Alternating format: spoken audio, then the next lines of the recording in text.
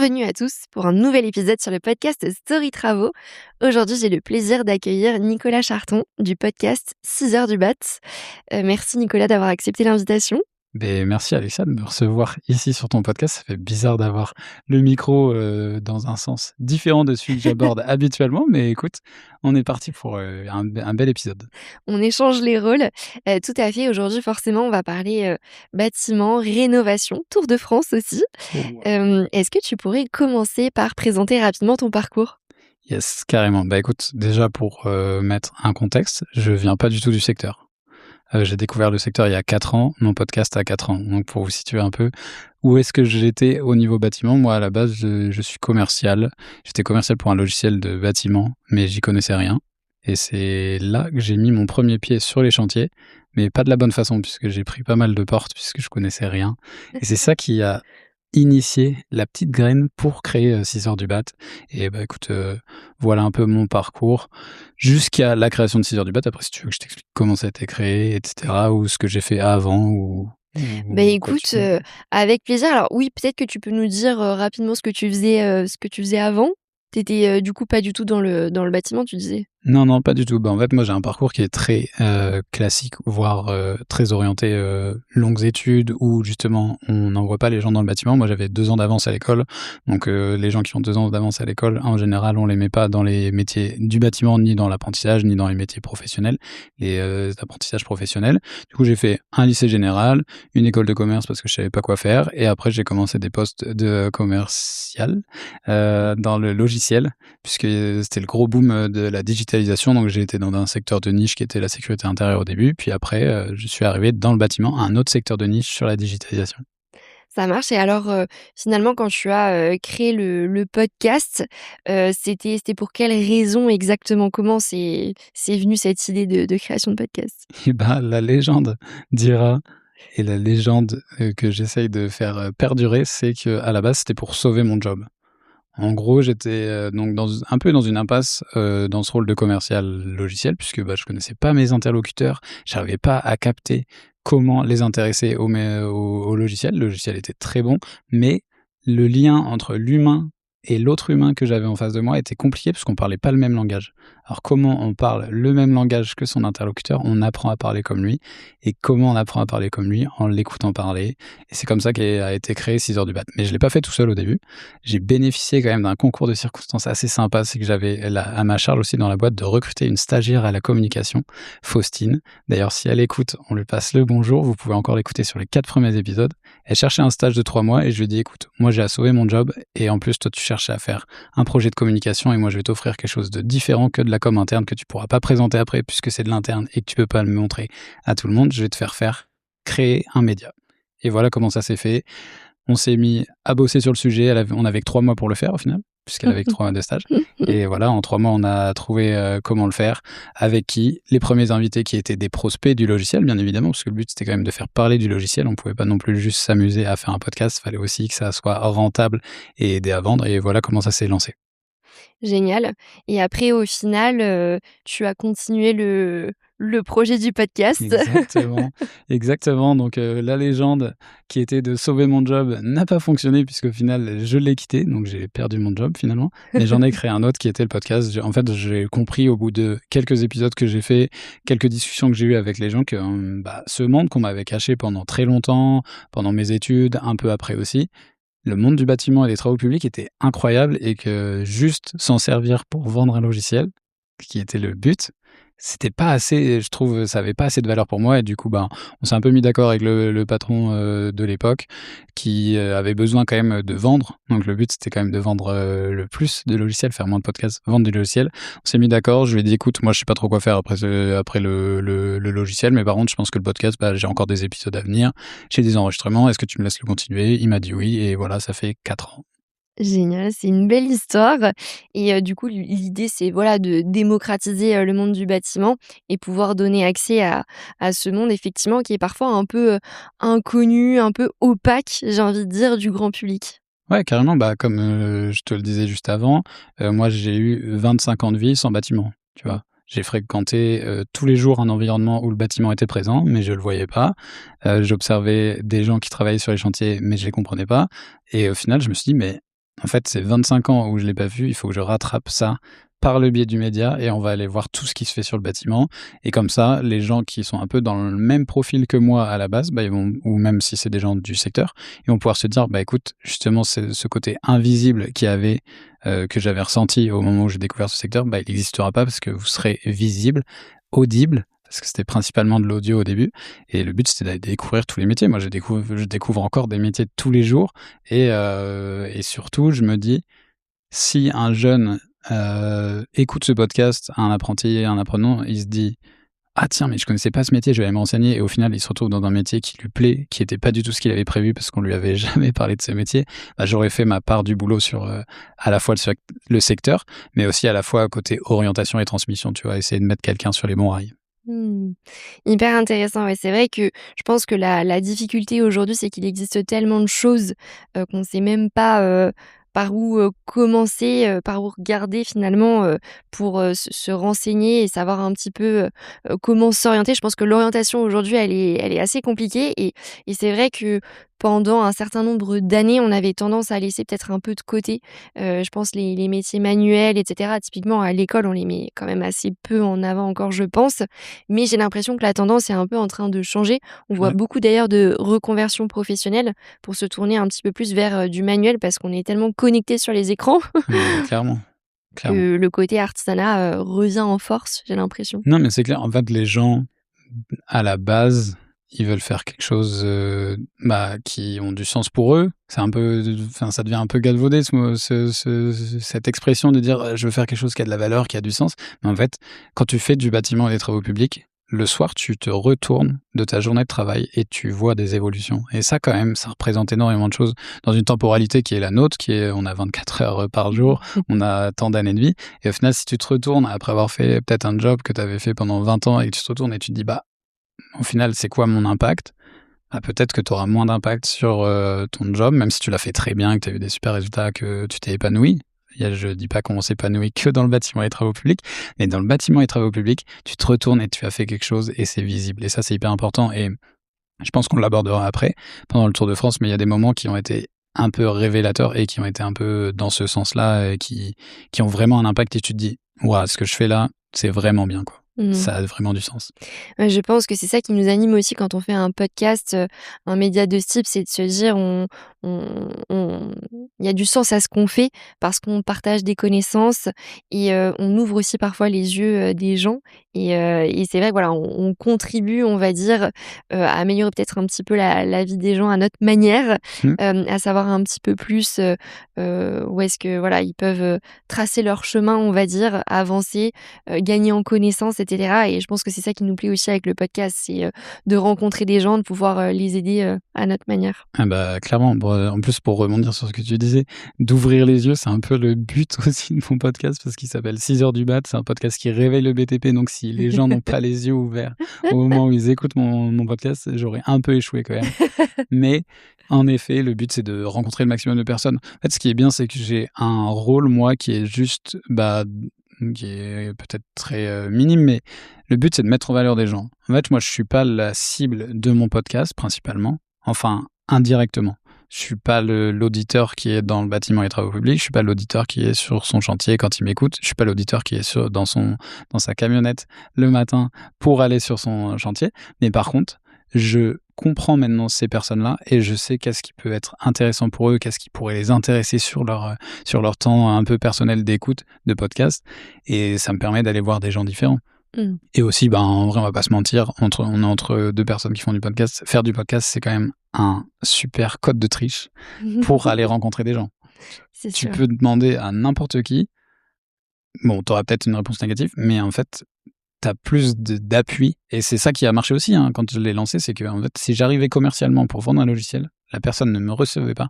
Si j'arrivais là-bas en lui demandant de me parler de son expérience, de son métier, de ce qu'il faisait, il y avait une porte ouverte et après tu mets le pied dans la porte et voilà, mais le podcast, c'est un très bon moyen de mettre le pied dans la porte. C'est tout à fait vrai et je pense que, c'est une bonne manière de se faire du réseau, c'est une bonne manière aussi, voilà de donner envie de partager finalement, leur passion parce que souvent sur le podcast on reçoit pardon, quand même des gens passionnés et qui sont capables de parler des heures et des heures finalement de leur activité, de leur métier et c'est ça qui est génial.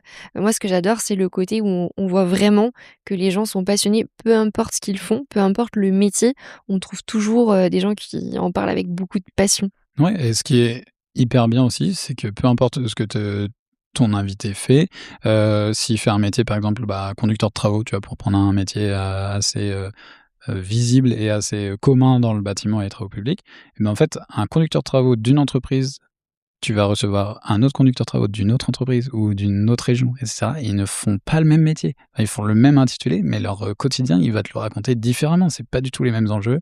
Tu le ressens pas de la même façon en fonction de ton caractère et cetera, et ça qui est bien parce que n'importe quel métier, peu importe, hein, le secteur, hein, là on parle de bâtiment et travaux, mais peu importe le secteur, en fait, on a tous une identité et une personnalité qui fait qu'on racontera différemment les choses. Ouais, je suis tout à fait d'accord avec toi et alors parmi, tous ces professionnels justement, du bâtiment que tu as pu, rencontrer, c'est vrai que tu as fait beaucoup d'interviews déjà sur ton podcast, sur plusieurs années. Pour toi, c'est quoi les enjeux du bâtiment aujourd'hui, du secteur du bâtiment, les enjeux qui ressortent? Bah, je vais enfoncer des portes ouvertes, mais le principal enjeu, je pense, du bâtiment actuellement, c'est, le logement, clairement. Enjeu important à la fois pour le secteur, les entreprises qui travaillent sur le secteur, mais à la fois pour la vie de la cité, quoi, la vie des citoyens. Il y a un gros problème de logement en France, si on reste sur la France, et après il y a un gros problème, je pense, les enjeux. C'est pas terrible de dire problème, mais il y a un gros enjeu sur le logement. C'est pas forcément un problème parce que justement on sait où c'est et on sait qu'on peut le résoudre, mais il faut mettre les choses, en place, et le deuxième enjeu qui est lié au logement aussi, c'est la rénovation énergétique. Clairement, on est, sur, des objectifs qui sont conséquents, et comment on va les mettre en place, ça, seules les personnes qui travaillent dans le secteur peuvent y répondre, et seules les personnes, très haut placées peuvent les aider à répondre à cet enjeu. Et après le troisième, bah, on l'a un peu évoqué, mais c'est la formation, c'est l'orientation, parce qu'il y a des métiers qui sont en pénurie sur ce secteur, et si ces métiers disparaissent, c'est pas terrible. Enfin, on a besoin de tous les métiers, et c'est important qu'ils soient renouvelés, et pour ça, bah, c'est important de parler des centres de formation, de tout ce qu'il y a aussi sur le secteur, et je pense que c'est les 3 enjeux: logement, rénovation énergétique et orientation, et après, bah, il y a des sous-enjeux, mais Oui. on y passerait toute la semaine. C'est sûr, non, mais c'est vrai que ce sont des vrais enjeux, je pense que tu as raison de souligner ces 3 pans-là parce que, le logement, on a clairement une crise du logement, dans pas mal de villes en France. La rénovation énergétique, on a des gros sujets, et d'ailleurs, voilà, il y a des projets de loi en cours pour potentiellement rectifier ce qui a déjà été adopté parce Mmh que, mh. finalement, c'est difficile, je pense, d'obliger, tout le territoire à s'améliorer pour respecter finalement le DPE et les nouvelles normes parce qu'en Mmh. fait, voilà, on c'est pas forcément adaptable à tout type de bâtiment. Donc c'est vrai qu'il y a des vrais sujets et le côté, ouais, connaissance et formation, j'ai l'impression que ça se démocratise un peu avec les réseaux sociaux. C'est ça qui est chouette aussi. Ouais. Il y a plein d'artisans, voilà, qui partagent, un peu leur métier au quotidien et je pense que peut-être ça va, permettre de nouvelles vocations, chez les jeunes. Ouais, clairement, et bah, il y a quelque chose qu'on a sous-estimé aussi, je pense, un impact de la technologie qui fait que les gens se rendent compte que plus la technologie avance, plus l'humain est possible d'être remplacé sur des métiers, bah, intellectuels ou technologiques, que le retour aux métiers manuels fait que c'est une énorme porte de sortie pour ceux qui avaient des métiers, qui sont potentiellement remplaçables par la technologie, par l'IA et cetera. On verra dans le futur, mais il y a, je sais plus qui a dit ça récemment, hein, moi je crois que c'était un grand patron d'ailleurs qui n'est pas du tout dans la technologie, pas du tout, sur ces sujets-là, qui avait dit que les futurs millionnaires seraient plombiers, et je trouve ça fou de dire ça, alors que, si on fait une petite étude dans les collèges actuellement, jusqu'au moment où tu commences à être éligible à l'apprentissage du métier de plombier, peut-être que personne n'a parlé encore aux jeunes du métier de plombier, et là, il y a le patron d'une énorme boîte qui fait des millions tous les jours, qui dit: «Écoute, les futurs millionnaires sont plombiers». Si on avait dit ça il y a genre, 40 ans, Mmh. mais personne n'aurait cru à ça. Ouais, ouais, complètement d'accord là-dessus et je pense qu'effectivement le marché va beaucoup évoluer.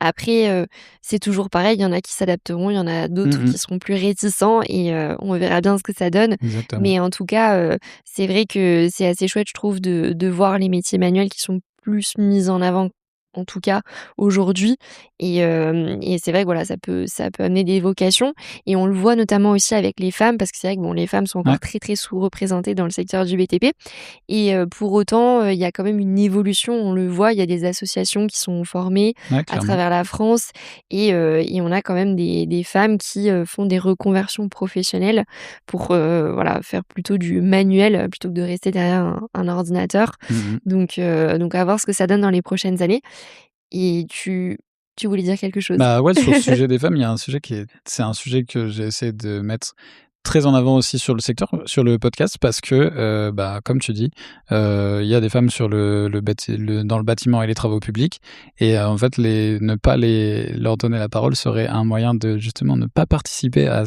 au fait que déjà le BTP est ouvert à tous et il y a une grosse opportunité pour les femmes dans le secteur puisque pénurie d'emploi, pénurie de main-d'œuvre plutôt que pénurie d'emploi, parce qu'il y a moult emplois disponibles sur le secteur, mais beaucoup moins de main-d'œuvre et bah, c'est l'occasion justement pour tout le monde, femmes, hommes, jeunes, moins jeunes, pour saisir les opportunités d'emploi sur ce secteur et je pense que les femmes ont bien compris et j'en vois de plus en plus, j'en croise de plus en plus sur le terrain et ça fait trop plaisir et même sur les réseaux, tu vois? Avant, on faisait juste son métier et on le mettait pas trop en avant et maintenant il y a des super, il y a des super démarches qui sont, mis en avant sur les réseaux. Il y a des grosses boîtes qui, mettent en avant des femmes sur le secteur. Moi, je travaille pas mal avec l'entreprise Semin, qui fait tous les ans les talentueuses et franchement, à chaque fois que je discute avec celles qui sont récompensées, mais en fait, ça change une vie à la fois en termes de confiance en soi, à la fois en termes d'opportunités professionnelles aussi, mais surtout vraiment de validation. Des fois, on cherche de la validation de plein de gens et ce genre d'initiative, ça permet aussi de le faire et vraiment, bah, j'ai hâte des prochaines talentueuses et hâte de voir les nouvelles générations de talentueuses qui vont émerger après avoir vu, tous nos contenus, les podcasts et cetera, quoi.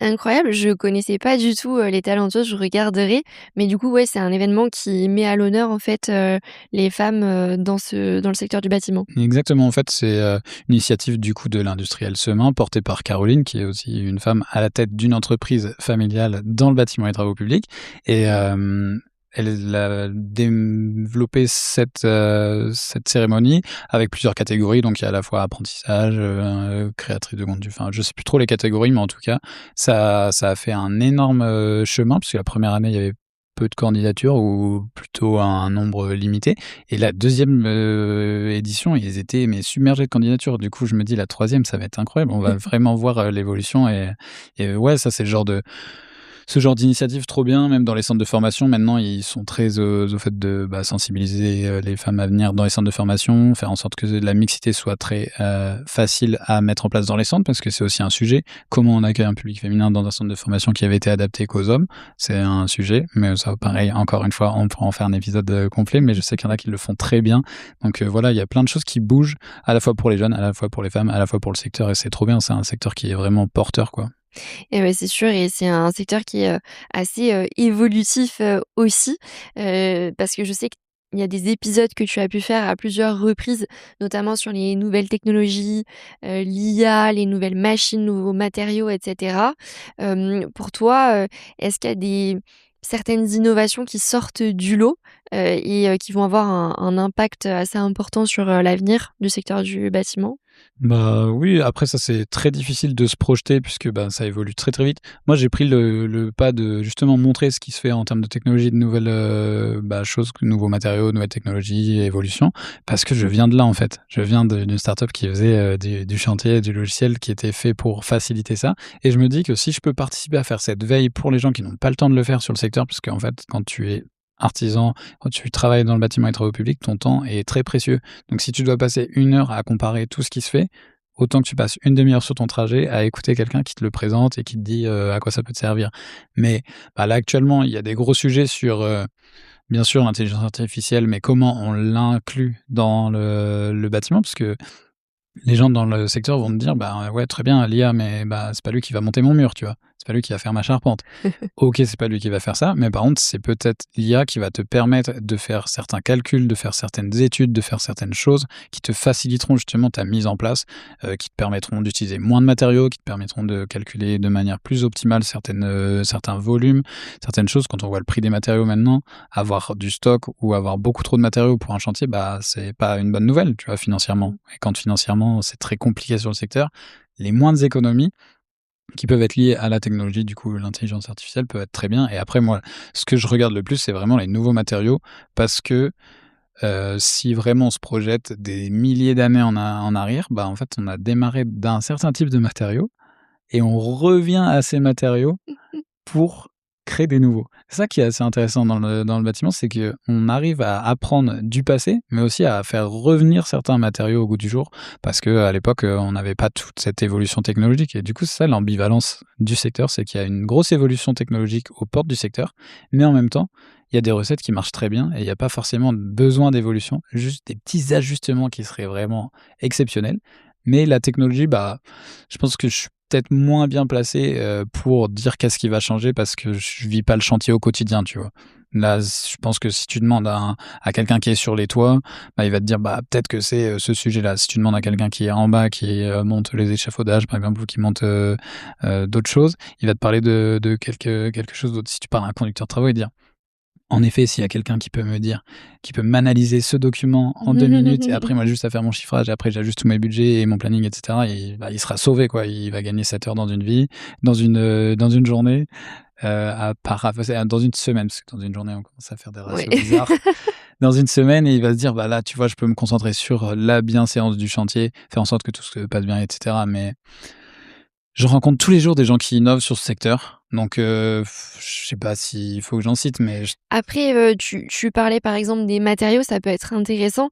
Est-ce que justement, tu as un exemple d'un ou 2 matériaux, auxquels on revient, comme tu le disais? bah, déjà, je vois pas mal de, méthodes, différentes sur l'isolation. Enfin, l'isolation avant, on faisait ça avec pas mal de choses artificielles. Maintenant, on fait avec beaucoup de choses de réemploi.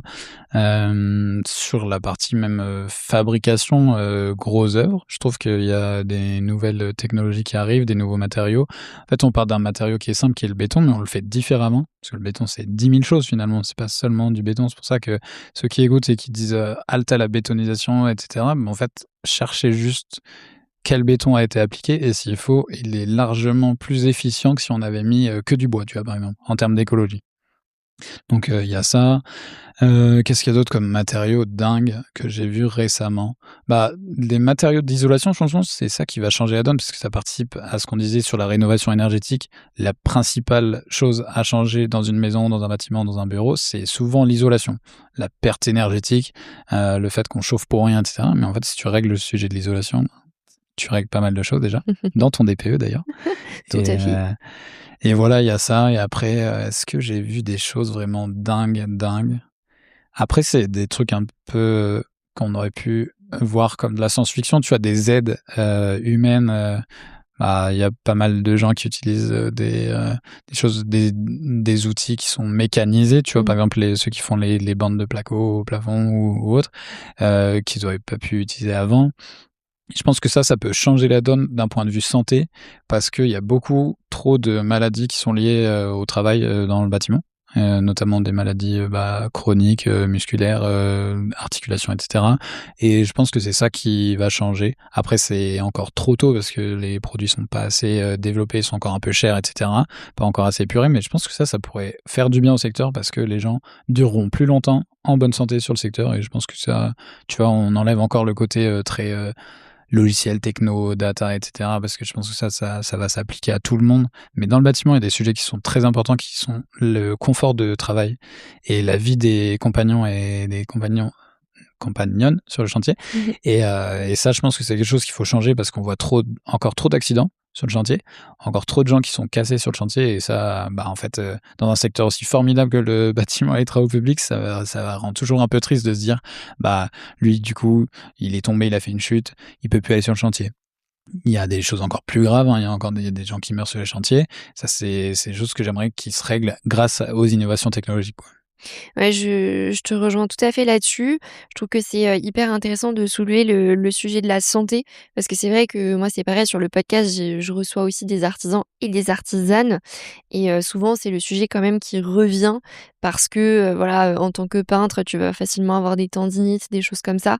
Tu peux, t'abîmer, de manière un peu irréversible certains, tendons et derrière, bah, en plus, si c'est, ton métier et que tu as l'habitude de gagner ta vie comme ça, mais que tu ne peux plus le faire au bout d'un moment, c'est quand même gênant et donc c'est vrai que d'avoir, des outils et des technologies qui peuvent aider, qui peuvent soulager cette partie-là, je trouve que c'est génial. Je sais que c'est en développement, Mmh mh. il y a plein de choses, qui sont en cours, mais ça c'est le vrai sujet du bâtiment effectivement, c'est l'impact sur la santé, sur le corps Ouais. et donc à voir ce que ça donne dans les prochaines années.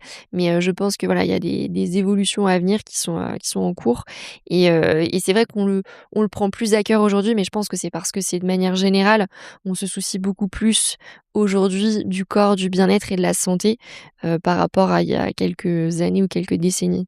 Ouais, clairement, mais bah, parce qu'on a besoin aussi d'adapter, tous ces usages à une santé, enfin, une durée de vie humaine qui s'est rallongée, en fait, si tu veux.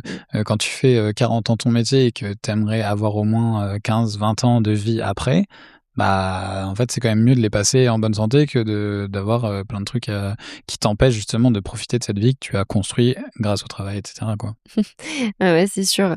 Donc bon, à voir, ce que ça donne, mais en tout cas, c'est des éléments, intéressants à prendre en compte. Je reviens juste sur le côté, isolation, parce que du coup, en termes de, matériaux, par rapport à tout ce que tu as pu entendre sur le podcast et au niveau de tes interviews, qu'est-ce qui ressort au final? Est-ce qu'on est plutôt sur, la laine de bois? Qu'est-ce que En fait, il y a tout qui est, démultiplié maintenant. En fait, avant, tu voyais souvent de la laine de verre, de la laine de bois, peut-être un peu de fibres, différentes, du chanvre aussi un peu. mmh, Maintenant, tu peux, avoir des, isolants faits avec des, reconversions de vêtements, tu vois? Il y a des gens qui collectent des jeans et qui en refont un super isolant qui marche très bien. Ceux qui font cet isolant se reconnaîtront. Je vais pas les citer tout le long du podcast parce que sinon après on va me dire que je fais, toujours la pub des mêmes personnes. Mais en tout cas, je trouve ça incroyable. Pareil, il y a aussi d'autres, éléments que j'ai plus trop en tête en termes de composition, mais en fait, tu refais des nouveaux isolants avec des choses qui sont en trop gros volume actuellement et tout peut servir d'isolant en vrai, quasiment. Si tu sais si tu sais scientifiquement comment le faire, mais tu vois, je me dis pas avec les 15 jeans, j'en ai pas 15, mais avec les 15 jeans que j'ai dans mon dressing, je pourrais me dire: «Bah, j'isole une pièce», tu vois? mmh, Bon, il faut sûrement beaucoup plus, mais tu vois, tout le monde a des jeans et ouais. et tout le monde en jette. Et tu vois, au lieu d'en jeter, bah, on les récupère, en fait, de l'isolant et tu vois, tu peux isoler une pièce comme celle dans laquelle on est ici. Et voilà, il y a plein de choses, je pense, qui se font. Les industriels bossent énormément, je pense, sur ce sujet-là parce qu'ils ont compris qu'avec l'enjeu de la rénovation énergétique, bah, eux, ils vont quand même devoir aussi améliorer leurs produits et surtout en termes de performance énergétique et performance globale. Ça, ils savent toujours maintenir une performance globale si tu écoutes les industriels, ce qui est normal.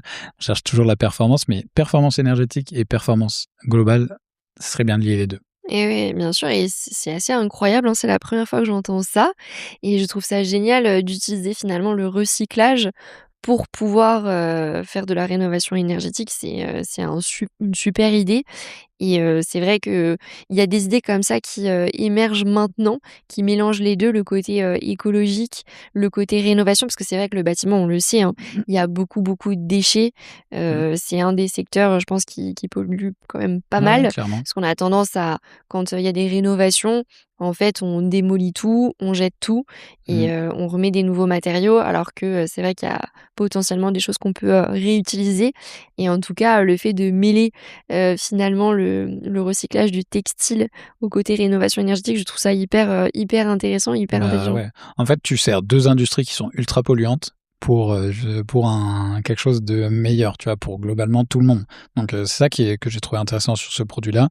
Après, je l'ai vu en test sur plusieurs endroits. C'est quelque chose qui fonctionne, tu vois? Parce que des fois, on va se dire: «Bah, on va tester un nouveau produit avec des nouveaux matériaux et on va pas être sûr de la qualité». La qualité, elle est vraiment là, quoi. Ça isole vraiment et les gros sujets, c'est comme, pendant un moment, il y avait des gros sujets sur les toits, blancs. Il y a maintenant des gens qui travaillent très bien sur la peinture blanche, qui isole et qui fait en sorte que tu ne sois pas dans un four l'été, parce que les températures augmentent malheureusement à cause du dérèglement climatique et tu es obligé d'adapter et sur, les productions d'usines où tu avais des gros toits en tôle, où tu arrivais à l'usine et il faisait 48 degrés dans l'usine. Enfin, en fait, c'est des conditions qui sont terribles pour travailler. Et quand tu es dans un appart en plein Paris, par exemple, qui fait 35 degrés et que ton toit, comme les toits parisiens, ils sont quand même assez anciens et ils sont très peu blancs. Et malheureusement, on va pas pouvoir tous les mettre blancs. Mais on peut utiliser des peintures qui sont colorées, mais qui sont moins absorbantes de chaleur et qui font en sorte qui sont moins réflectives, qui impactent moins sur ça. Je pense qu'il y a un gros sujet là-dessus aussi. Et encore une fois, on part de quelque chose qui a déjà été fait il y a 1000 ans, puisqu'en fait, en Grèce, ils font des maisons blanches. On voit tout le temps les photos de Santorin, etc. Mais pourquoi elles sont blanches, ces maisons, à votre avis? Et pas juste pour les photos Instagram, en fait. Et non. Juste parce que le soleil est trop important, les températures sont trop importantes et ça isole vachement. Enfin bref, ça, c'est des positions qu'il faut développer encore une fois. Mais voilà, Santorin n'est pas juste un endroit pour Instagram, c'est un super laboratoire bâtimentaire. Et oui, tout à fait. Mais c'est vrai qu'à Ibiza, c'est pareil. En Espagne, on retrouve aussi les maisons blanches et tout à fait, c'est pour le côté chaleur. Je pense que repeindre tous les toits de Paris, Non, effectivement, impossible. avec les ABF, J'allais ça dire, risque je de pense qu'il coincer. y a les ABF qui vont faire une crise cardiaque, mais heureusement en fait. Enfin, tu vois, on dit souvent les ABF vont coincer et tout, mais en fait, si on parle des toits de Paris de manière aussi légendaire qu'on parle des toits de Paris, enfin, tout le monde a envie un jour d'être genre sur les toits de Paris et de visionner Paris dans sa globalité, tu vois, voir comment c'est construit, l'architecture, l'urbanisme, etc. Mais bon, c'est vrai que ça perdrait du charme s'ils étaient blancs. Mais je sais que les gens qui font les peintures maintenant, qui font ces performances-là en termes de chaleur, adaptent aussi les couleurs. Donc ça, c'est trop bien. Mais non, tous les toits de Paris ne deviendront pas blancs. Heureusement, on va garder nos toits iconiques à Paris, en France. Oui, bien sûr, mais en tout cas, c'est vrai que c'est, une belle idée de se dire, voilà, on a des peintures qui existent aujourd'hui qui sont performantes. Parce que c'est vrai que je sais, on en parlait il y a quelques années, mais voilà, il y avait un peu des doutes Ouais. sur, la vraie performance et le gain. Mais au final, aujourd'hui, avec, toutes les technologies qui se développent, finalement, c'est, des choses qui sont testées et qui performent vraiment, donc on est dans la bonne voie. Exactement.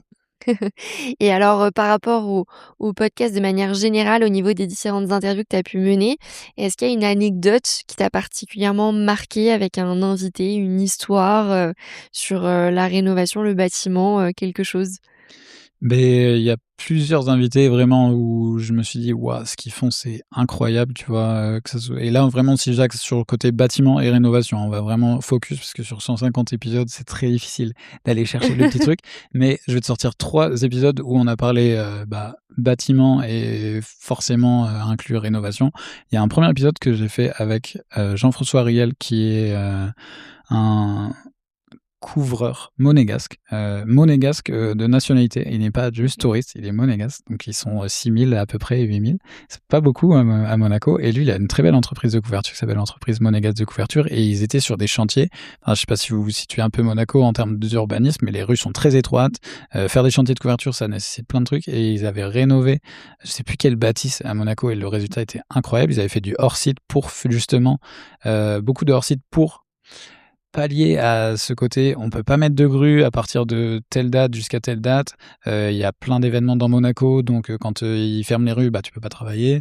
Enfin, il y avait plein d'ajustements faits et le résultat était vraiment incroyable. Quand tu dis hors site, est-ce que tu peux l'expliquer peut-être pour les Yes. auditeurs? En gros, le hors-site, c'est la capacité à créer de toutes pièces, un élément de la structure, un élément du toit, un élément de la charpente, et cetera et de l'amener déjà fait sur le chantier, au lieu de ramener les matériaux, de construire ce chantier et d'avoir déjà un besoin d'apporter les matériaux, avoir un besoin d'avoir la main-d'œuvre sur place, avoir la place pour faire, l'assemblage, et cetera, et cetera. Donc ça, c'est construction hors site et c'est un gros sujet aussi pour le secteur et ça peut aider sur plein de sujets d'urbanisme et plein de sujets de construction. Donc Jean-François, après j'ai eu, Brendan, je crois, Brendan. En gros, j'ai eu un compagnon du Tour de France, Brendan Gu d'ailleurs, j'ai retrouvé son nom, qui était sur le chantier de Notre-Dame de Paris, donc sur Oui. la charpente iconique, pareil, vraiment là, c'était un truc, de fou, qui te raconte comment ça a été apporté jusqu'à la cathédrale, comment ils ont repris chaque pièce, d'où venait le bois et cetera. Enfin, un épisode incroyable à entendre et après pour faire des sujets qui sont plus proches peut-être des auditeurs que tu as, sur de la rénovation et sur, les enjeux du quotidien de rénover, une maison et cetera. Je peux ne pas citer Polo, mon ami Paul Lambert, qui a fait des choses incroyables que je pense les 3/4 de tes auditeurs connaissent, puisque C'est déjà il est sûr. suivi par des milliers, des centaines de milliers de personnes. Polo, il fait des choses incroyables avec tous ses copains, avec Lulu aussi. Ils ont rénové une école de 1700 pour en faire leur maison. Ils sont sur le projet du château actuellement. On est passé pendant le Tour de France là-bas. C'est incroyable ce projet. Et je trouve qu'il fait un boulot de dingue parce que il explique de manière simple et il montre que tout n'est pas rose. Et ça, c'est essentiel quand tu fais de la réno parce que tu as toujours une surprise, réno ou pas réno. Dans le chantier, tu as toujours une surprise. Et montrer qu'il y a des surprises et comment atténuer cette imprévisibilité du chantier et de le faire avec le sourire, la bonne humeur et toujours avec, toujours avec la banane, comme il dit. Franchement, c'est incroyable. Donc, Polo, voilà, j'étais obligé de te citer sur les acteurs qui ont marqué sur la réno, etc. Écoute, ce sont à mon avis de très, très bons épisodes, Mmh mh. que j'ai, moi-même écoutés. Hyper intéressant le côté, voilà, artisanat déjà avec, les 2 couvreurs, c'est incroyable. Le chantier de Notre-Dame de Paris, c'est vrai que c'est quelque chose, d'assez fou, hein, un chantier qui a duré quand même, plusieurs années et Mmh. sur un bâtiment, complètement historique. Et je pense juste 5 secondes, je pense que ce chantier clairement, il a changé la donne aussi sur la vision des métiers du bâtiment. Parce qu'on a vu tout ce que pouvaient faire les compagnons et du coup ça a été incroyable. Enfin voilà, donc ce chantier, écoutez, tous les gens qui ont participé à ce chantier et renseignez-vous, enfin c'est un chantier incroyable, quoi. Ouais, incroyable, vraiment, justement, j'ai interviewé aussi, Anne Ponty, OK, qui a aussi un podcast sur, trop la bien. rénovation et qui justement, a sorti un épisode sur, le chantier de Notre-Dame, Ouais. assez incroyable aussi donc c'est vrai que, c'est un chantier qui fait beaucoup parler et on le comprend. Il y a vraiment, un savoir-faire incroyable, parce que je sais qu'ils sont remontés même à un savoir-faire, je crois du Moyen Âge et Ouais, ouais, cetera. clairement, Donc vraiment, fabuleux et puis bon, Polo et Lulu, moi je les suis, j'adore. OK, trop bien. Je suis aussi une abonnée et j'adore ce qu'ils font Ouais, donc trop chouette. Merci d'avoir, partagé ces épisodes. avec Je les plaisir. mettrai dans la description pour Trop bien. que les auditeurs puissent les retrouver facilement. OK. Et donc si, maintenant on peut parler, du fameux événement justement, ce Tour de France, que, tu as pu, réaliser, quand même pendant plusieurs semaines. Mmh mh. Déjà en quoi ça consiste? Le Tour de France du BTP, comme on l'a appelé, hein, on s'est pas trop foulé, hein, le but c'était de faire le Tour de France. Comment s'est né ce projet-là? Encore un projet assez ambitieux finalement, mais c'est la rencontre ambitieuse de 2 personnes qui sont passionnées et amoureux de ce secteur. Moi, on est en 2026, il y a 2 ans et demi, j'ai rencontré Richard Estevez, qui est conducteur de travaux de formation, qui a vu énormément de chantiers dans sa vie et qui est aussi créateur de contenu, qui fait de la photo, qui arrive à embellir ce secteur et ce quotidien sur les chantiers. Et moi, j'ai vu pas mal aussi de chantiers, pas mal de secteurs, pas mal de métiers et on s'est dit: «On parle toujours des mêmes personnes ou des mêmes, chantiers ou des mêmes zones géographiques», pour ne pas dire la région parisienne et nous venant aussi, de régions, autres, enfin moi je suis à Nantes, lui il est à Bordeaux, on sait ce que c'est que le travail en région aussi et on voulait montrer que la France était ultra riche sur le secteur du bâtiment et des travaux publics. Il y avait différentes activités, que ça soit de l'artisanat, que ça soit de l'industrie, que ça soit de la formation, que ça soit plein d'autres choses. Et on voulait surtout montrer que il fallait sortir de ce côté, on est français, on se flagelle, on dit qu'on fait jamais les choses bien, on est toujours en train de se comparer aux autres et tout. Mais allez voir ailleurs, je vous jure que dans le bâtiment en France, on est très bien lotis, vraiment. Que ça soit en termes de sécurité, même si, comme je disais au tout début, c'est encore trop grave ce qui se passe sur les chantiers en France, malgré tout ce qu'on met en place, c'est trop grave, il y a des gens qui meurent sur les chantiers, c'est fou et il y a plein de choses qu'on fait trop bien et que les autres, pays nous envient et que nous, on est là: «Oh non, mais nous, nanana, nanana». Enfin, en fait, moi, j'en avais marre. J'avais été pas mal à l'étranger aussi sur les dernières années grâce, au podcast et j'ai ressenti ce mal-être de me dire: comment c'est possible qu'on se mette autant des coups de fouet sur ce qu'on fait alors qu'on fait des choses trop bien et que eux ils font des choses moins bien mais ils sont tous fiers de ce qu'ils font et le but c'était ça, rendre fier le BTP français de ce qu'ils font par sa diversité et voilà, avec Richard on a pris la voiture, on est parti le 13 avril 2026, on a rentré le 1er mai et on a fait 4500 kilomètres. Le tour fait exactement les bordures de l'Hexagone, clairement. On n'est pas passé par Paris, c'était un choix. Peut-être ça viendra plus tard sur une autre étape, mais voilà. On a rencontré plein de gens et c'était une aventure incroyable qu'on a partagée ensemble et avec plein d'autres gens que s'il faut mettre en avant, vous pouvez aller voir sur les comptes de Richard, du coup, RISTP sur Instagram et sur le Tour de France du BTP sur YouTube et TikTok. Les liens seront en description, bien évidemment, puisque je les transmettrai, mais voilà, allez découvrir cette aventure. Génial, ça a l'air d'être, une très belle aventure effectivement et c'est vrai que ce côté, voilà, voyager d'une région à l'autre, j'imagine que vous avez peut-être vu des manières de travailler différentes aussi parmi les artisans. Est-ce que c'est quelque chose qui est ressorti ou pas tellement?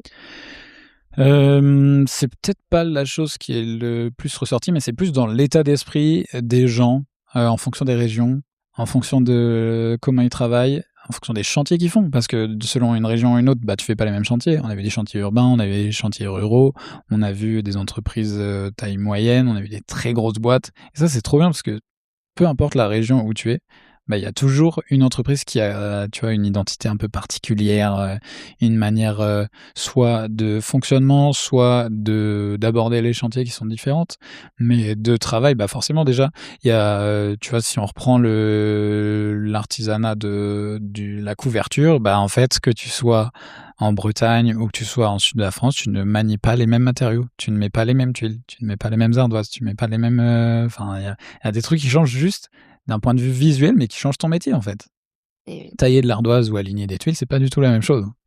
Ça c'est sûr, ça c'est sûr. Effectivement, en fonction des régions, il y a pas les mêmes constructions de base, il y a pas les mêmes matériaux qui étaient utilisés, donc forcément, les manières de faire sont différentes et c'est aussi pour ça que, on se dit souvent, quand on fait appel à un artisan, il faut s'assurer qu'effectivement il a l'habitude de travailler avec, le type de matériaux qu'on souhaite. Mmh mh. Parce que, si on prend un couvreur qui a l'habitude de travailler avec de l'ardoise pour faire de la tuile alors qu'il a jamais fait de tuile, ça risque d'être un peu compliqué. Oui, c'est clair et puis il y a aussi ce côté, en fait, connaître son environnement, connaître sa région, son territoire, l'identité de son territoire. Je trouve que c'est hyper fort quand tu es artisan de te dire: «Écoute, moi, si je viens t'aider sur ton projet de réno, sur ta construction, sur, juste, une partie de ta maison», on n'est pas obligé d'aller sur des chantiers aussi, dantesques, mais moi, je connais ce qui se fait ici, je viens d'ici, je suis là depuis tant d'années et je vais faire quelque chose qui va te permettre d'être à la fois, bah, fier de ta maison, fier de ce que tu fais, mais aussi de t'intégrer dans un paysage, qui est le tien, ton environnement et ça, c'est hyper important parce que je trouve que justement, dans certaines villes, du fait de je ne sais qui prend la décision, mais il y a des fois des choses qui se ressemblent pas du tout, qui sont pas du tout harmonieuses dans les villes et tu te dis: «Mais qui a accepté ça?» Et quand on parlait, tu vois, tout à l'heure des ABF, mais des fois, tu te fais retoquer pour un truc qui est vraiment commun à tout ce que tu vas croiser autour, mais qui est pas forcément dans la règle et ça, bah, écoute, c'est la règle, c'est la règle et en même temps, le PLU de ta ville autorise une construction qui est aberrante à 200 mètres. Tu vois, il y a plein de sujets où j'ai encore beaucoup de choses à apprendre, je pense, mais ça, on l'a vu dans les régions et c'est hyper important, quoi. Oui. Tu des régions qui ont gardé leur identité et ça changera pas, en fait et c'est hyper important. C'est vrai qu'il y a parfois un côté un peu contradictoire, au niveau, du PLU et même des décisions des ABF, des architectes, bâtiments de France. Tout simplement aussi parce que parfois Mmh. ils changent d'architecte Ouais, clairement. et donc ils ont pas la même vision et c'est vrai que ça peut poser Non, un ouais. peu problème parce que, forcément on perd aussi un peu en harmonie, à ce niveau-là et puis, bon je pense que parfois voilà il y a des décisions qu'on comprend pas forcément mais Exactement. Mais c'est ouais, c'est assez intéressant que tu relèves ce point-là et je trouve que c'est aussi ça la beauté en France, c'est d'avoir des identités assez différentes entre les villes et entre les régions. C'est ce qui fait aussi la beauté de notre pays, je trouve, parce que, quand tu vas, à l'est, à l'ouest, au nord, Ouais. au sud, on est dans des environnements finalement complètement, différents. Mmh mh. Clairement et c'était aussi un des gros sujets de ce Tour de France, c'était de rendre fière la grande famille du BTP français. Parce qu'on a beau être de régions différentes, d'identités différentes et cetera, on est une très grande famille dans le bâtiment et les travaux publics et c'est important dans un moment qui est un peu plus compliqué pour le secteur, que tous on se sente, unis par la même volonté qui est de rayonner en tant que BTP français et pas juste, sauver mon entreprise, qui est forcément un truc que tu vas regarder en premier, mais s'inscrire dans une, aventure collective et je pense qu'elle est déjà, en fait. C'est juste que les gens ne se rendent pas compte de quelle en fait, des fois, tu es dans ton petit microcosme, dans ta région et tu te rends pas compte que toi, dans ta région, petite entreprise de 4 personnes, tu fais partie d'une grande famille qui est le BTP français, où ils font ça, ça, ça, ça, ça, un peu partout en France et enfin, c'est fou, quoi et du coup, nous, on a réussi à aussi à connecter des gens et ça, c'était hyper intéressant. Ah oui, c'est-à-dire, des connexions finalement entre des entreprises qui ne se connaissaient pas forcément ou? Bah, ouais, ou des fois, on allait voir une personne et on se disait: «Putain, regarde l'avant-veille, on a vu ça, regarde comment ils font, ça tombe, bah, peut-être que vous avez des moyens de vous mettre ensemble» et ça aussi, c'est un truc que je fais depuis le début sur le podcast, c'est que, bah, en fait, j'ai l'opportunité de voir des milliers de personnes, pas les recevoir puisque je n'ai que 360 jours dans mon 365 jours dans mon année, comme tout le monde, mais au moins de les voir, de les entendre, de comprendre ce qu'ils font et du coup de me dire: «Ah tiens, j'ai entendu ça là, peut-être que c'est bien sur ce projet, peut-être que je peux le pousser ailleurs» et j'aime bien faire ça et à d'autres, tu vois, d'autres, horizons, hein. On n'est pas obligé de rester qu'en France, mais sur d'autres sujets, j'essaye de pousser des boîtes, à travailler ensemble parce qu'ils ont des sujets communs et c'est ça qui est bien dans le bâtiment, c'est qu'il y a tellement de diversité que l'un peut travailler avec l'autre et au final, bah, aventure collective qui fait que, tu livres un projet, à, 15 lots et les 15 lots, bah, peut-être tu en as connecté 3 mais en fait, c'est incroyable, quoi. Mmh. C'est vrai que le côté connexion, je trouve qu'il est hyper important. Alors, dans le bâtiment, moi, c'est vrai que dans les auditeurs, il y a beaucoup d'investisseurs immobiliers et Mmh mh. dans l'immobilier de manière générale, le réseau joue beaucoup. Ouais. Mais c'est vrai que, tu vois, j'avais pas forcément, ce regard-là sur le bâtiment, le côté connexion et réseau, alors que pourtant, c'est vrai qu'il est hyper important parce que tu as beaucoup d'entreprises qui vont parfois être sollicitées sur un même chantier. Il y a des artisans qui vont connecter entre eux et cetera et c'est vrai que ce regard-là, ce tissage entre les entreprises, il est important aussi et en tout cas, je trouve ça génial, ce tour de France du BTP pour que, voilà, les artisans soient fiers de leur travail, fiers de leurs ouvrages et fiers de faire partie de ce secteur-là.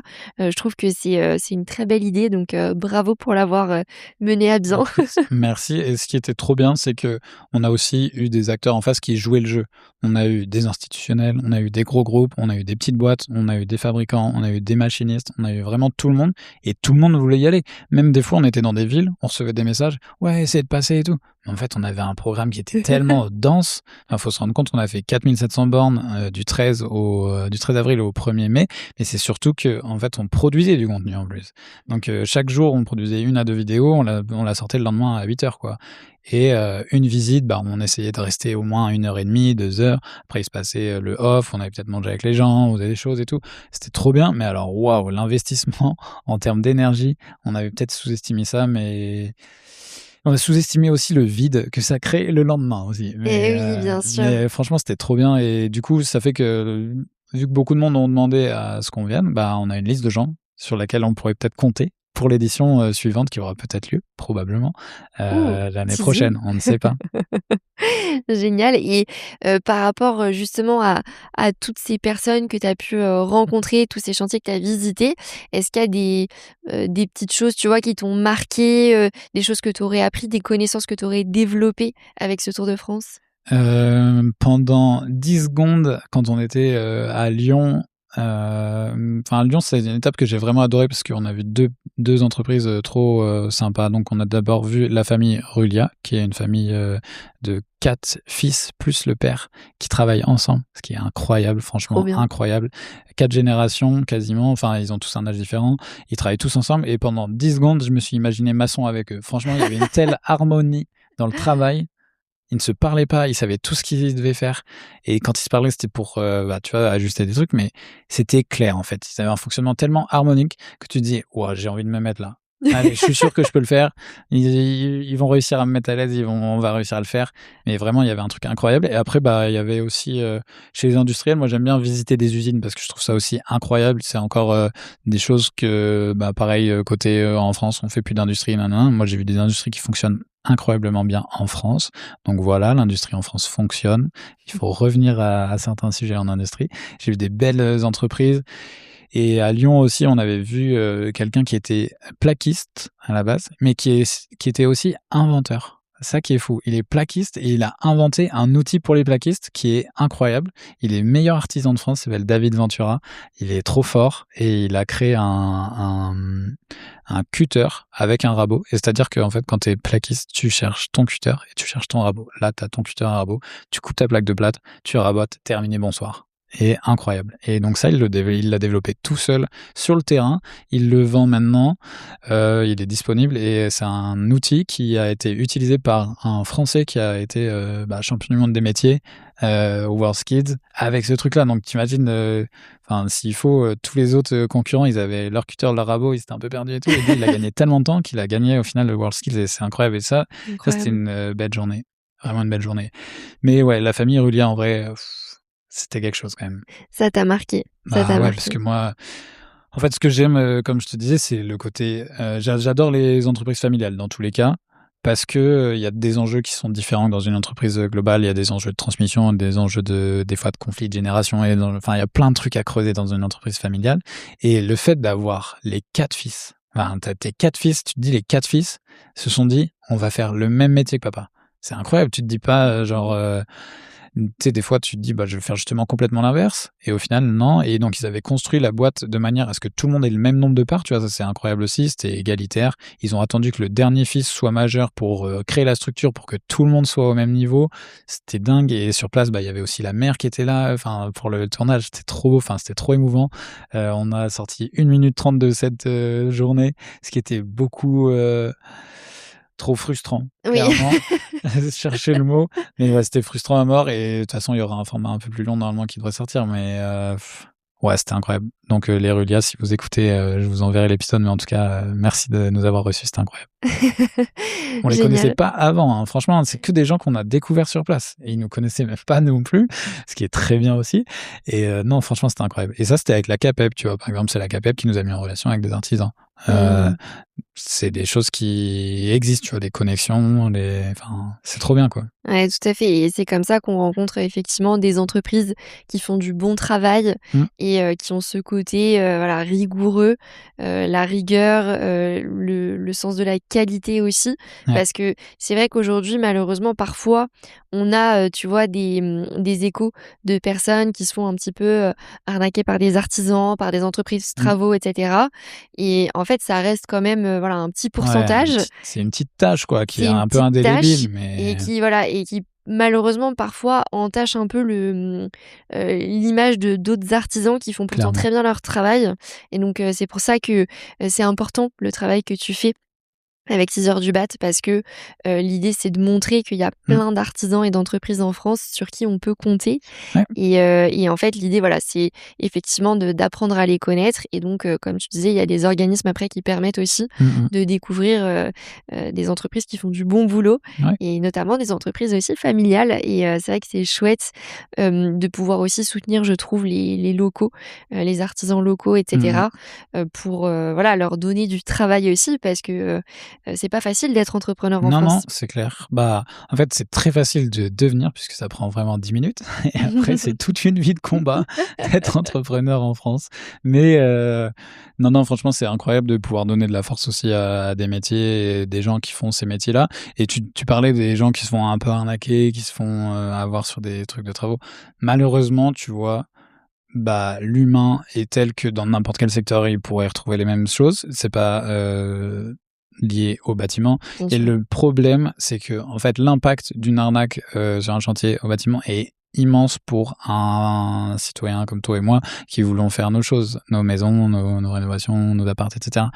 Mais je pense aussi, malheureusement, que, c'est dû à un fait, c'est que justement ce secteur n'étant pas assez visible, les gens ne se montrent peut-être pas assez, mais en fait, on n'a pas conscience autour de nous les gens qui font du très bon boulot et du coup, après, on se met en quête d'aller chercher des artisans. On a un budget, on regarde souvent enfin, il y a des questions budgétaires aussi qui rentrent en compte, bien évidemment. Mais il y a un proverbe qui dit, «Gratuit, c'est déjà trop cher», qui va très bien avec le bâtiment, je pense, parce que des fois, chercher un prix pour un prix dans le bâtiment, c'est peut-être pas la bonne idée. Mmh Franchement, mh. vaut mieux, investir plus, sur quelque chose de très bien fait, durable et cetera, que de rogner ton budget et malheureusement, je sais que c'est pas toujours simple d'avoir cette vision et pas tous, financer de la même façon et cetera. Mais des fois, juste ce petit step supérieur de budget que tu vas mettre sur, 3 lots indéniables et évidents, plomberie, électricité et maçonnerie puisque, bah, c'est très lié. Si tu fais, cet effort supérieur là-dessus, bah, en fait, sur le long terme, tu es forcément gagnant puisque un bon tableau élec, une bonne installation électrique, bah, tu pas à la changer toutes les 5 minutes. Une bonne plomberie qui tient ne fait pas de dégâts des eaux. Du coup, tu n'as pas ce genre de changement à faire et une bonne maçonnerie fait que ta structure de base est très bien. Donc voilà, ce genre de choses, c'est hyper important. Et j'ai vu, oui, moi aussi, plein d'histoires, tu vois, d'arnaques et tout. Il y a, je sais plus qui me parlait. Bah en fait, ouais, bâtiment, Julien Courbet, il nous a fait très mal, quoi. Mais en même temps, c'est pas Julien Courbet qui a fait mal au bâtiment, c'est ces gens qui font du mal au bâtiment en interne en faisant des choses comme tu dis, des arnaques, des malfaçons, qui des fois ne sont pas honnêtes aussi avec le client en disant que en fait ils peuvent prendre ce chantier, mais en fait ils sont en train de faire faillite, donc ils finiront pas le chantier. Il y a plein d'histoires comme ça. Mais dans le lot, dans le nombre d'entreprises bâtiments, franchement, prenez le temps de regarder, de comparer, pas seulement les prix, mais aussi d'aller voir ce qu'ils font, essayer peut-être limite des fois, je sais même pas si c'est possible, mais imagine, je me dis demain, je veux refaire une pièce. Je veux j'ai besoin de refaire tout le placo, et cetera. Bah, en fait, peut-être je vais regarder le plaquiste et je vais dire: «Est-ce que ça vous dérange si genre juste je viens avec vous sur un chantier, vous me montrez comment vous bossez?» Comme ça, déjà d'une, peut-être que quand vous viendrez chez moi, bah, en fait, je serai pas dans la pièce en même temps que vous bossez parce que ça aussi, c'est un gros problème chez les gens. On me le dit souvent les artisans, les gens chez qui je vais restent à côté de moi comme si j'allais faire une folie, en fait, chez eux. Ouais. Alors que non. Mais ouais, je pense qu'il y a une communication qui est peut-être à améliorer aussi entre les artisans et les clients, mais ça change, donc c'est OK. Ouais, non, mais je te rejoins tout à fait là-dessus. Je pense qu'il y a effectivement, le sujet du budget comme tu le disais tout à Mmh. l'heure, honnêtement, ça mais moi la première, hein, j'ai fait Ouais, l'erreur de partir sur le devis le moins cher et au final, c'est toujours ce que tu payes le plus et cher ouais. après parce qu'il y a des malfaçons, il y a des arrêts de chantier, des choses comme ça. Mmh. Et après, le côté aussi communication, il est hyper important. De Mmh mh. pouvoir communiquer sur ses attentes avec, l'artisan, comprendre aussi les éléments dont l'artisan a besoin finalement, Ouais. pour, travailler, et c'est vrai que ce côté surveillance, il est juste pas possible en fait. Mmh On mh. peut pas laisser quelqu'un, travailler en étant juste à côté de lui et Ouais, en ouais. regardant, ses moindres faits et gestes. Mais tu vois, j'ai eu une discussion sur un épisode qui est pas encore sorti, mais peut-être qu'il sera sorti au moment où on diffuse celui-là. C'est une personne qui est OPC, tu vois, ordonnancement pilotage chantier. Je sais plus trop comment ça se dit, mais enfin OPC sur chantier et elle me Mmh. disait qu'en gros, sur le chantier, il y a un truc, c'est, un peu, le code de l'honneur, tu vois? Ta parole vaut énormément de choses. Donc la parole d'un artisan, avec son client, elle vaut énormément de choses et il y a cette confiance qui est créée sur les chantiers où il y a, bah, 15 lots, 15 entreprises.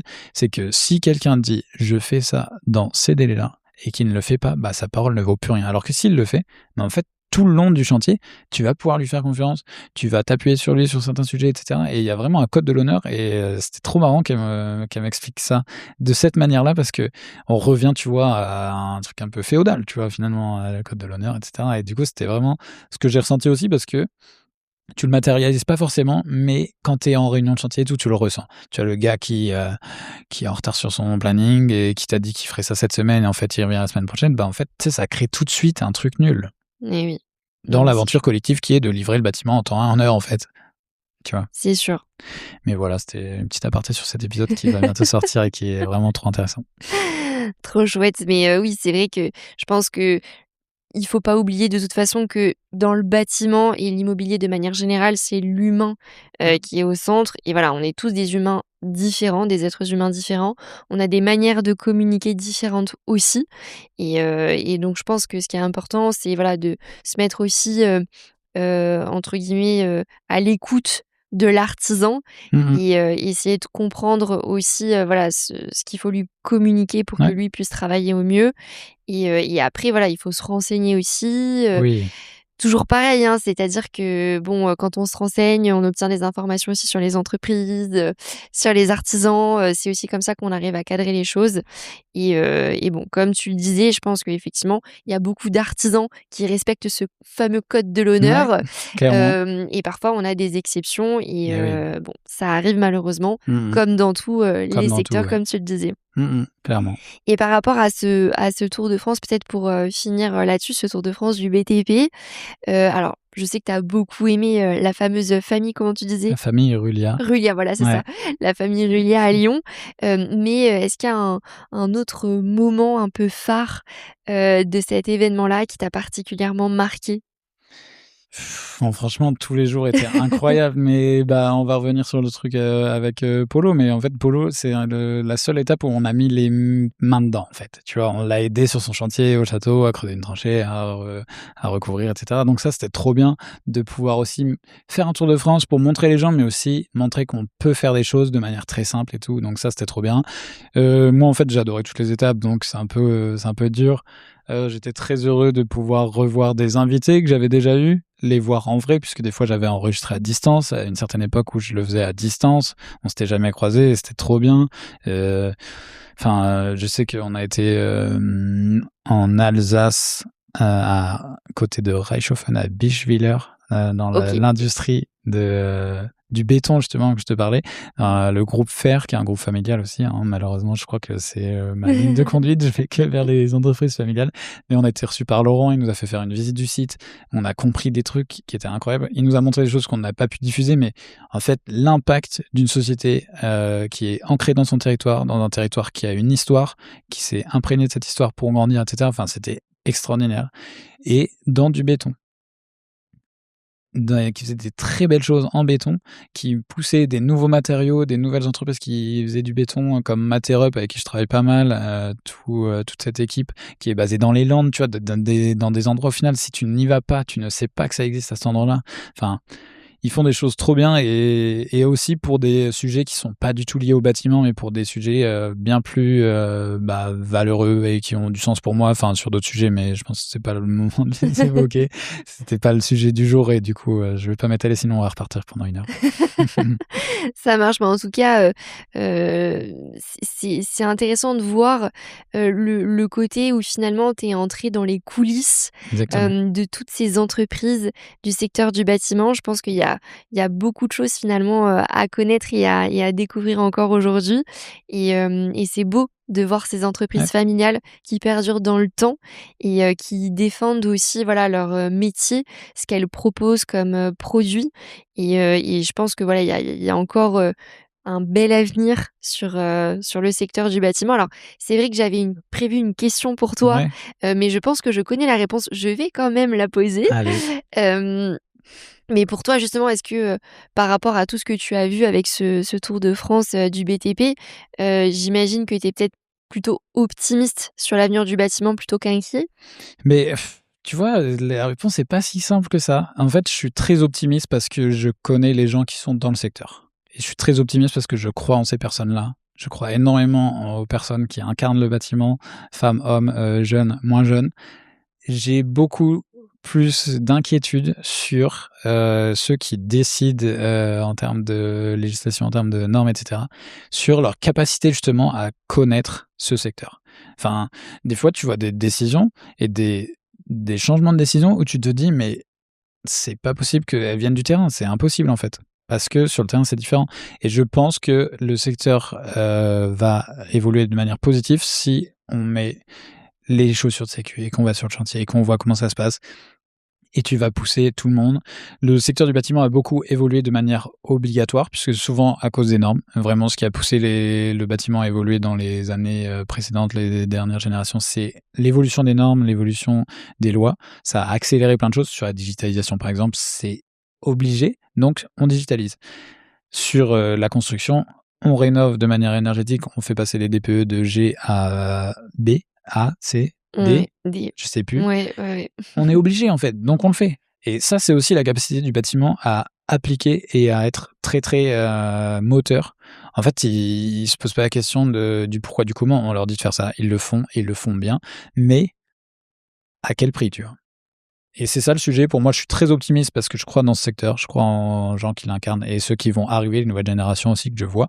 Mais j'aimerais croire aussi autant dans le fait qu'on, comprenne mieux ce secteur et qu'on fasse en sorte que les lois aillent dans le sens du secteur pour que ça soit plus vertueux pour tout le monde, que ça soit pour les citoyens qui ne sont pas dans le secteur, parce que le logement impacte les citoyens qui ne sont pas dans le secteur, mais impacte les entreprises du bâtiment.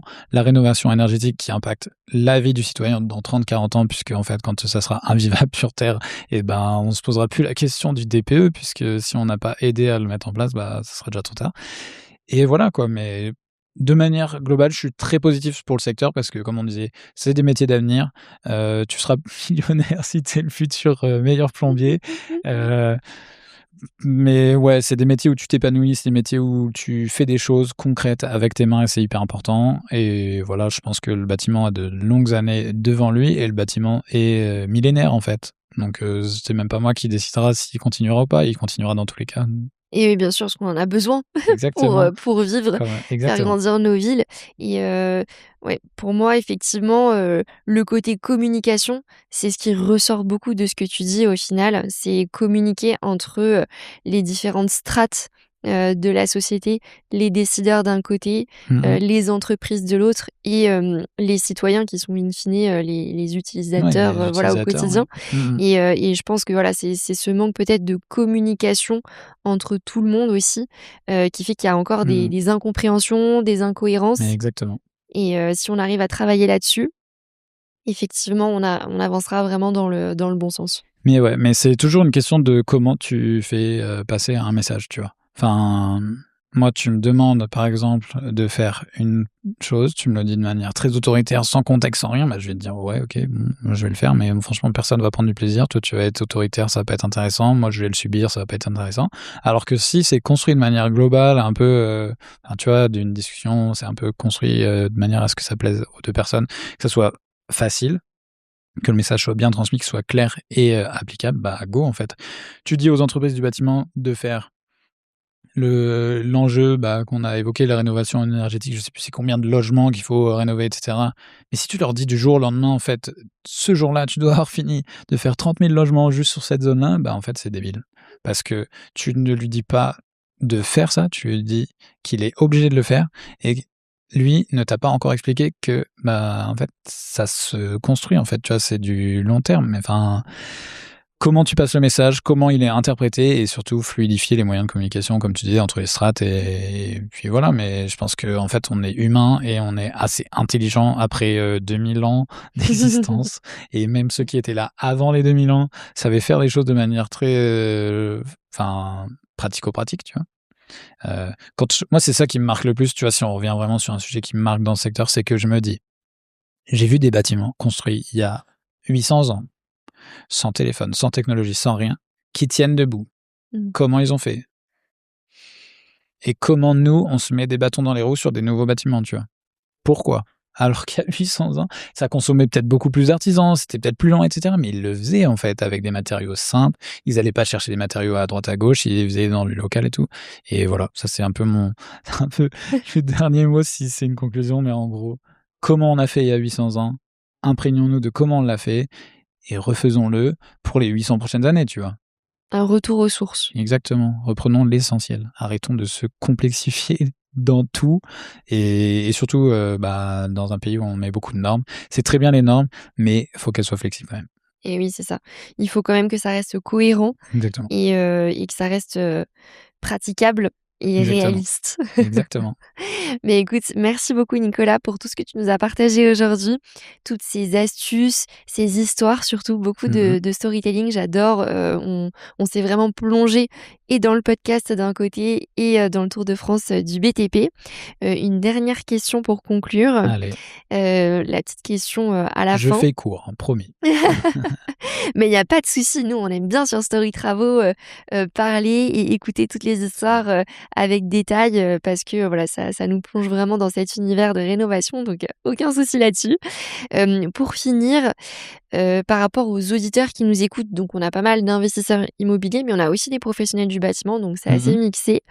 Quelles compétences travaux, tu conseillerais aux auditeurs de développer pour, voilà, mieux appréhender, on va dire, le secteur du bâtiment, les chantiers à venir?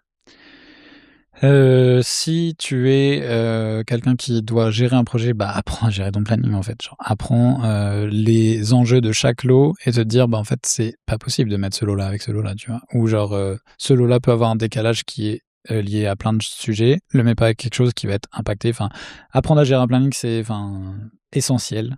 Et si tu es juste, quelqu'un lambda qui écoute, ce podcast, qui veut faire des travaux chez toi, apprends à faire de la plomberie, de l'électricité et un peu de placo, un peu de maçonnerie, des trucs basiques, mais juste comprendre un tableau électrique, c'est hyper important parce qu'en fait, quand tu as un électricien qui vient chez toi et qui change des choses, bah, tu vas pas être justement dans ce côté appréhension. Ouah, il va encore me dire nanana et tout. Tu vas juste saisir l'information. La plomberie, c'est pareil parce que ça a des impacts qui sont assez désastreux. En fait, des fois, tu vois, par exemple, là, récemment, là, j'étais à Paris, il y a eu un incendie avant-hier, jour où on a enregistré. Rue d'Aboukir, un gros incendie dans les métiers de tissu. Enfin, la rue d'Aboukir, pour ceux qui connaissent, il y a beaucoup de tissus. Ce qui fait le plus de mal, ce n'est pas le feu, c'est l'eau. Donc la plomberie, essentielle en fait. Quand tu éteins un feu, c'est l'eau qui détruit le plus dans le bâtiment. Et bah, quand tu as des problèmes d'eau chez toi, ça a des impacts qui sont tellement démentiels que apprends à faire de la plomberie en vrai. Et je te dis ça, je suis en quête d'apprentissage sur ce sujet-là. Et en fait, c'est des notes que je me mets à moi-même. Apprends à faire de l'électricité, de la plomberie. Après, de la peinture, bon, je pense que tu peux trouver. Et en plus, surtout maintenant, en fait, apprendre à faire ces choses-là, c'est simple parce que des gens ont fait des tutos, tu vois. À l'époque, tu te mettais, on disait, c'était au pied du mur qu'on voyait le meilleur maçon, tu vois. Et bah maintenant, c'est au pied de son ordinateur devant YouTube qu'on voit peut-être un nouveau maçon, tu vois. Donc ouais, franchement, il y a les ressources, ça s'apprend et voilà. Compétences indéniables, flexibilité, organisation sur le planning, important, savoir comprendre les lots et plomberie électricité si tu veux faire des travaux chez toi parce que ça servira toujours. OK, mais écoute, merci pour ce partage. Effectivement, aucune excuse aujourd'hui. Tout est à portée de main, à portée Exactement. de clic, j'ai envie de dire. Exactement. Donc, on n'a plus d'excuses pour apprendre et monter en compétence sur ces sujets-là. Mais écoute, merci beaucoup Nicolas. Merci Alexia. Où est-ce qu'on peut te retrouver sur les réseaux, dis-moi? Écoute, si tu veux retrouver toute l'actualité de 6 heures du bat, ça se passe sur 2 plateformes principalement. En termes de réseaux sociaux, c'est LinkedIn et Instagram. Tu tapes 6 heures du bat sur LinkedIn, Instagram. Et si tu veux m'envoyer un message après cet épisode, si tu as trouvé un truc intéressant dans ce que j'ai dit, Nicolas Charton sur LinkedIn. Et après, bah, pour écouter les épisodes, c'est sur toutes les plateformes d'écoute, Spotify, Deezer, Apple Podcast, YouTube, tu tapes 6 heures du bat. Et il y a même des plateformes que je ne connais pas sur lesquelles 6 heures du bat. Et si tu l'écoutes ailleurs, bienvenue à toi, nouvel auditeur de 6 heures du mat. Génial, je mettrai toutes les infos de toute façon et les liens dans la description de l'épisode et dans la newsletter pour que les auditeurs te retrouvent facilement. Et d'ailleurs, petit message aux auditeurs, si vous n'êtes toujours pas inscrit à la newsletter gratuite qui est envoyée tous les dimanches soirs, c'est le moment de vous inscrire. Pareil, je mets le lien dans la description de l'épisode. Merci beaucoup Nicolas. Merci Alexia de m'avoir invité ici. C'était un plaisir de pouvoir déployer tout ça. Je sais même pas tout ce qu'on a pu dire, mais en tout cas, j'espère que vous avez passé un bon épisode, ceux qui écoutent le matin, l'après-midi, le soir, sur les chantiers, en travaux de rénovation, partout où vous écoutez cet épisode. C'était un plaisir pour moi de vous expliquer un peu tout ce qui s'est passé durant ces 4 ans et merci Alexia de m'avoir invité. Vraiment, plaisir partagé. Merci à toi d'être venu jusqu'à Paris, parce que je sais que tu n'es pas de Paris à la base. Donc, merci à toi et puis on se retrouve, très vite. À bientôt.